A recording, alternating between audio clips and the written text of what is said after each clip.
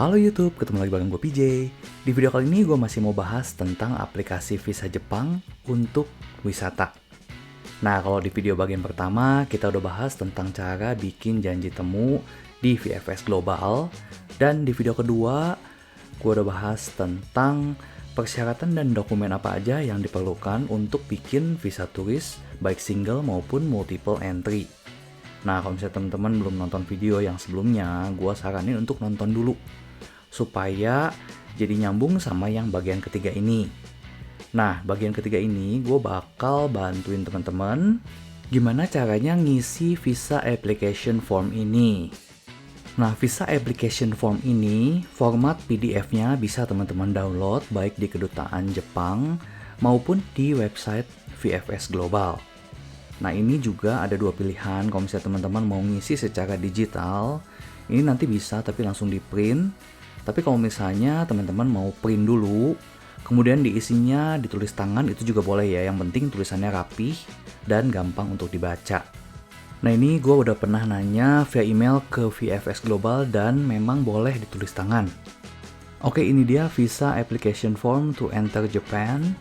Nah, itu di sebelah kanan atas itu ada tempat untuk nanti kita nempel pas foto kita yang ukurannya 45 mm dikali 35 mm. Kita mulai yang pertama, surname itu biasanya nama suku kata ketiga. Misalnya namanya Andi Budi Chandra. Nah, Chandra itu surname. Nah, kalau yang given and middle names itu tuh Andi dan Budi. Jadi Andi Budi. Selanjutnya yang other names itu kalau misalnya nggak ada nama lain itu nggak perlu ditulis, dikosongin aja.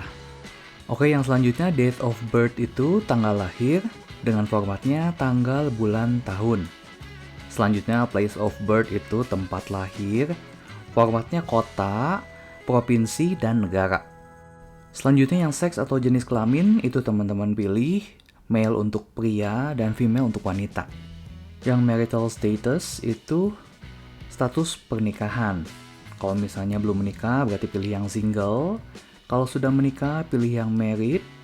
Sudah menikah tapi pasangan sudah meninggal pilih yang widowed. Dan sudah menikah tapi bercerai pilih yang divorce.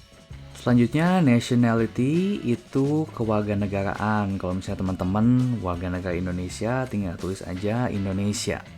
Untuk yang former nationalities itu teman-teman tulis kalau misalnya teman-teman pernah jadi warga negara lain. Tapi kalau misalnya dari lahir memang udah Indonesia dan nggak pernah ganti-ganti kewarganegaraan, itu cukup dikosongin aja. Selanjutnya ID number issued to you by your government, ini maksudnya nomor KTP. Teman-teman tulis NIK yang ada di KTP-nya teman-teman. Untuk passport type teman-teman pilih yang ordinary. Selanjutnya yang passport number itu teman-teman tulis nomor pasportnya teman-teman. Place of issue adalah tempat atau kota di mana pasportnya itu diterbitkan. Biasanya ada keterangannya di pasport kita. Selanjutnya date of issue itu tanggal, bulan, tahun mulai berlakunya pasport. Untuk yang issuing authority itu kantor imigrasi mana yang menerbitkan pasportnya. Date of expiry teman-teman bisa isi dengan tanggal, bulan, tahun, kapan pasportnya teman-teman habis masa berlakunya. Selanjutnya purpose of visit to Japan. Ini maksud dan tujuan mengunjungi Jepang. Kalau misalnya teman-teman untuk liburan berarti tinggal tulis aja holiday atau vacation. Intended length of stay in Japan itu durasi atau lamanya teman-teman tinggal di Jepang. Kalau misalnya teman-teman mengunjungi selama 7 hari berarti teman-teman tinggal tulis aja 7 days. Selanjutnya date of arrival in Japan itu teman-teman tulis tanggal pertama kali teman-teman landing di Jepang nantinya. Jadi kalau misalnya teman-teman beli tiket misalnya tanggal 15 Maret 2023 berarti teman-teman tulis di situ tanggal 15 Maret 2023. Itu waktu landingnya di Jepang nanti. Selanjutnya port of entry into Japan. Ini teman-teman bisa isi dengan nama airport.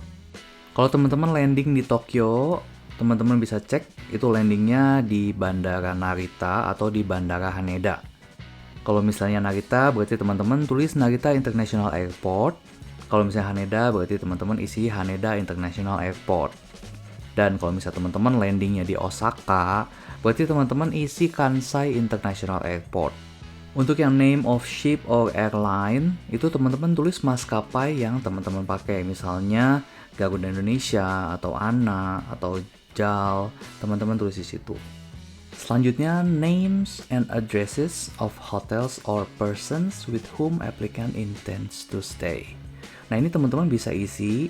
Yang name itu, kalau misalnya teman-teman tinggal di hotel, berarti tulis nama hotelnya. Tel itu telepon hotelnya. Dan address itu alamat hotelnya.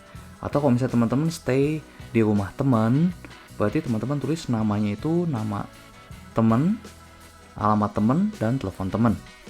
Selanjutnya, dates and durations of previous stays in Japan. Itu kalau misalnya teman-teman pernah ke Jepang sebelumnya, teman-teman tulis kapan terakhir ke Jepang dan berapa lama tinggal di Jepang. Selanjutnya, your current residential address. Itu teman-teman isi dengan alamat tempat tinggal teman-teman sekarang. Address itu nama jalan dan nomor. Tel itu telepon. Mobile no itu nomor handphone. Dan email diisi dengan emailnya teman-teman. Selanjutnya, current profession or occupation and position. Itu teman-teman tulis pekerjaan teman-teman saat ini dan posisi di perusahaan. Selanjutnya, name and address of employer. Itu teman-teman tulis dengan nama perusahaan, telepon perusahaan, dan alamat perusahaan. Sekarang kita lanjut ke halaman 2. Yang paling pertama itu partner's profession or occupation. Itu teman-teman kalau misalnya yang membiayai itu pasangan, teman-teman bisa tulis namanya di sini. Atau teman-teman misalnya dibiayain oleh orang tua, teman-teman tulis nama orang tua di sini. Tapi kalau misalnya teman-teman pergi dengan biaya sendiri, itu kalau gua sih dikosongin. Selanjutnya, guarantor or reference in Japan.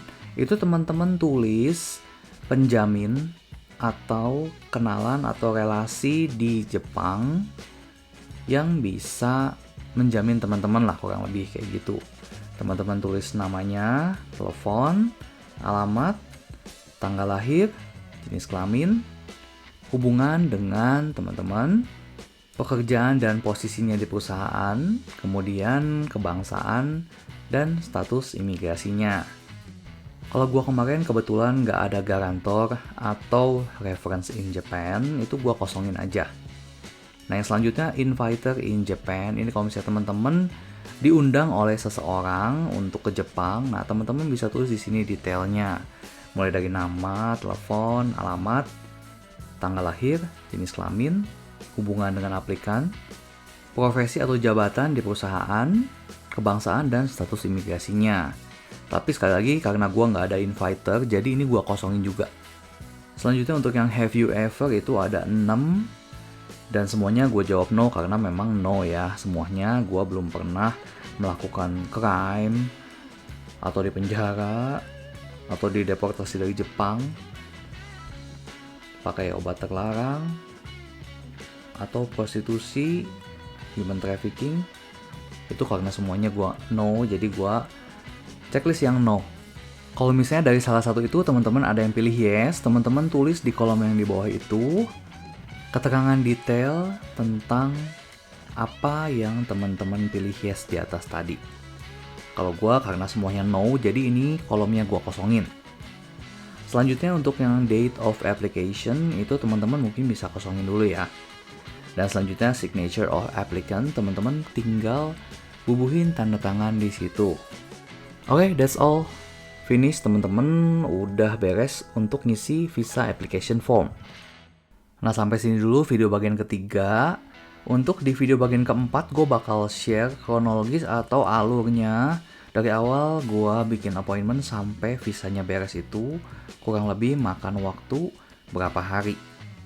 Nanti bakal gue bahas lebih detail di video selanjutnya. Nah, buat teman-teman yang masih ada pertanyaan, teman-teman bisa tulis di kolom komentar di bawah. Sampai ketemu di video selanjutnya. Thank you, bye-bye.